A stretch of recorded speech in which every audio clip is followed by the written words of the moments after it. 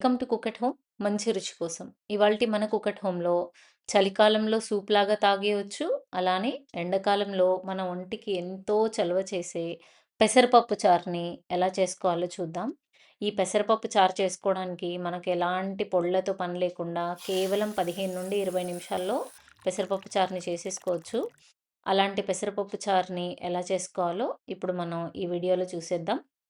ముందుగా దీనికోసం మనకు కావాల్సిన పదార్థాలు ఒక అరగంట నానబెట్టి పెట్టుకున్నటువంటి పెసరపప్పు. దీన్ని కనీసం అరగంటైనా నానబెట్టుకోవాలి. అలానే టొమాటో ముక్కలు, ఉల్లిపాయ ముక్కలు, కరివేపాకు, పచ్చిమిరపకాయ, నిమ్మకాయ, రుచికి సరిపడ్డ ఉప్పు, కారం, పసుపు. ముందుగా పెసరపప్పుని ఉడకపెట్టుకోవాలండి. దీన్ని నేనైతే ఒక చిన్న కడాయిలో తీసుకొని ఉడకబెట్టుకుంటున్నాను. కావాలి అనుకుంటే దీన్ని కుక్కర్‌లో కూడా వేసుకోవచ్చు. కుక్కర్‌లో అయితే ఒక విజిల్‌తో సరిపోతుంది. ఇందులో వాటర్ కొంచెం ఎక్కువ యాడ్ చేసుకోండి. ఎందుకంటే పెసరపప్పు ఉడికే కొద్దీ చిక్కపడుతుంది కదా!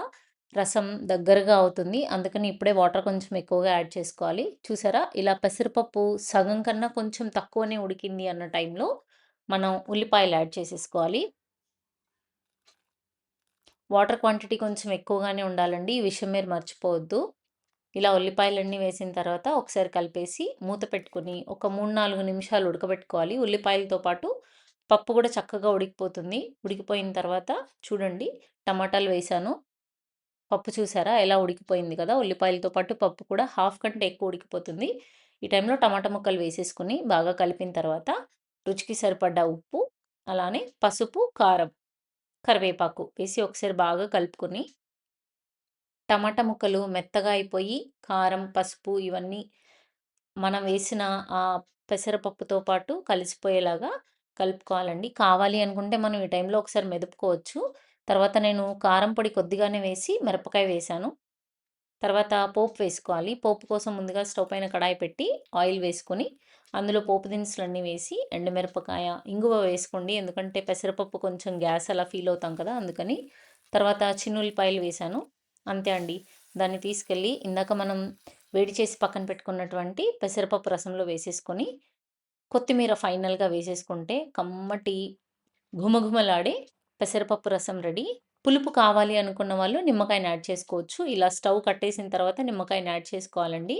లేదంటే పులుపు పెద్దగా పట్టదు రసంకి. చూడండి ఎంత చక్కగా పెసరపప్పు రసం అయిపోయింది కదా! దీన్ని సాయంత్రం పూట సూప్‌లాగా లేదు అంటే అన్నంలోకి చంటి పిల్లల దగ్గర నుంచి పెద్దవాళ్ళ వరకు ఎవ్వరైనా హ్యాపీగా తినేయొచ్చు. అంత టేస్టీగా ఉంటుంది. వేడి వేడి అన్నంలోకి నెయ్యి వేసుకొని కానీ, లేదు అంటే పక్కన ఏదైనా అప్పడాలు, వడియాలు ఇలా దీంతో కానీ, లేదు అంటే ఏదైనా పచ్చడి పెట్టుకొని తింటే ఉంటుంది. అమృతం అనాల్సిందే. అంత టేస్టీగా ఉంటుంది. ఈ పెసరపప్పు రసం వీడియో మీకు నచ్చినట్టయితే మీ ఫ్రెండ్స్ అండ్ ఫ్యామిలీకి షేర్ చేసి, అలానే మీరు ట్రై చేసి ఇంట్లో ఎలా ఉందో కామెంట్ చేసి చెప్పండి. Thank you.